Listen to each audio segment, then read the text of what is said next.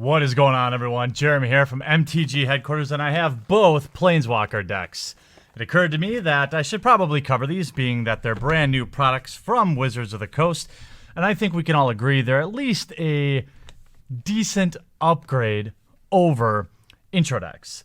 And stay tuned, there will be surprises throughout.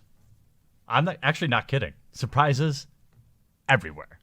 So what we have here is these pre-constructed decks that feature what every new player wants as Planeswalkers. Now, these are powered-down versions of the Planeswalkers that you'll find in the normal set, but I think these are better than intro decks for two primary reasons, in my opinion.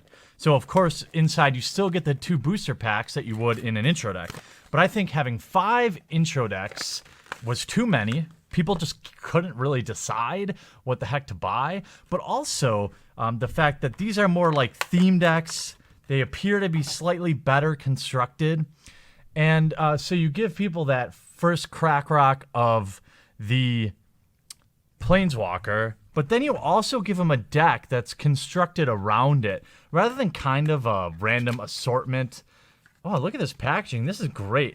So you get the deck and 2 booster packs, and then a little how to play guide. So let's start by just browsing through the deck. Again, these are not decks that you can take to FNM.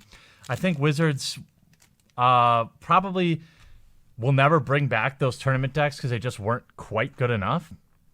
But these are also, there's nothing random about the decks inside, okay? But what you have here is a nice sample of the new cards, and I'm kind of going through them slowly here. We've got, it looks like we've got the green-blue energy kind of archetype going on, which is very solid. Yeah, here we have our Signpost Uncommon Imperial Voyager, which helps kind of understand what you want to do with this particular set. I think this is actually, what I say about these decks is normally that they're like a really good sealed pool is kind of what I would always say they are, in my opinion. What do you guys think about that? Saying like, okay, you know, you got lucky, you open a Nissa. Yeah, she's not as good as a Nissa in the regular set, but it's still awesome. And you also get 2 booster packs. So you get a little bit, it's like double crack rock time. You get the awesome Planeswalker. You get a foil Planeswalker nonetheless, by the way. So Planeswalker collectors will be interested in these. And then you also get 2 booster packs. So it's not bad. You know, is it perfect? No. Skywheeler Shot, Snare Thopter, Malphus Doorbuster, and Depalia, Pilot Exemplar. So in this case, we didn't pull a rare that would help this deck. I try to put myself in the mindset of somebody who literally, like, this is their first cards that they've ever gotten, or they're just trying to learn the game or whatever. And so I try to think, okay, well, hopefully we'll get some cards that will improve this deck because it's like the only cards we have, right? But overall, I mean, I think as Magic players, we're never really happy with anything.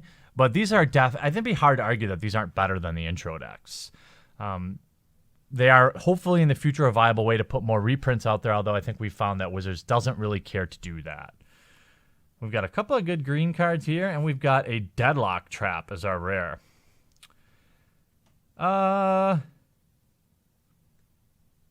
don't know. I don't know if I'd play that card in this deck or not. I'd have to read it more a little bit. That is the Nissa deck and the corresponding packs in there, or the corresponding boosters. And this will go on the giveaway shelf, I think, for later this month, probably October. So stay tuned for that. Surprise number 1. Okay, so we have a Eternal Masters pack. I had some store credit, and I decided, why not spice these up a little bit? Now, part of me wanted to just separate these out in 2 videos, but I figured, let's just put them both together so people can see them side by side. And if you don't like these, then there's if you don't like Planeswalker decks, then you have these. So here's an Eternal Masters pack, Gitu Slinger, Harmonized, Soul Catcher, and we have Future Sight as our rare. And a foil Windscarred Craig. All right, well, let's move right on to the Chandra Pyrogenius Planeswalker deck. Now, you can see exactly what these Planeswalkers do. I'm actually going to provide a link in the description below where you can read more about these. Too bad I can't link to a sponsor. Well, nonetheless, I will link to them, and you can see what they do. I think this is pretty cool. I mean, they're both 6-mana Planeswalkers. I think they're really afraid of making something that's standard playable at this point. But again, it's got all the right stuff, I think. The packaging, everything. These boxes are really nice. They open up nice. I know, super superficial stuff, but again, I'm trying to come at it from the point of someone who's brand new to Magic, and this is like the first $15 they ever spend, right? So it matters. It really matters, and I hope Wizards, continues to think like that, because if you get an intro deck and it's kind of like a pile and you don't really know what to do with it, you're probably not going to fall in love with the game. But if you get a deck that's got a little bit of strategy built behind how it's built, you get to learn how a Planeswalker works. You get cards that interact with that Planeswalker. Liberating Combustion. We've got some nice cards. I think I'm a big fan of the Chandra deck, but again, I'm a red mage, I think. Gear Shift Ace, great. So we've got red-white vehicles here, I'm guessing. Although I didn't really see many vehicles.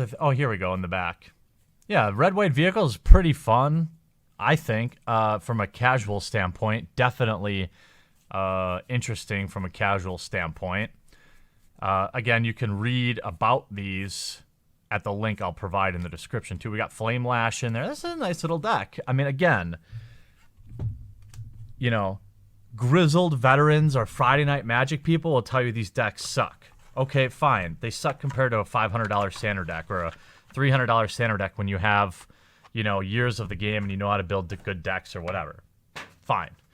But they don't suck when you're just learning the game and you're just trying to figure it out. Or if you're a grandma or a mom or whatever and you need to buy a gift, these seem fine for a casual Magic player. At least they get booster packs, Iron League Steed, Essence Extraction, Aether Hub, and Architect of the Untamed. Well, I guess we could put that in the other deck. Let's see. And don't forget, I've got another surprise coming. Make sure you watch to the very end. Surprises throughout, as I said. So, I don't know. Let me know what you guys think of these Planeswalker decks. I'd be interested to see, I know it's never enough, and I kind of feel that way too. It'd be nice to see some reprints in here. Some valuable reprints. But again, I think Wizards has spoken that they really only want to do that from a Masters series perspective.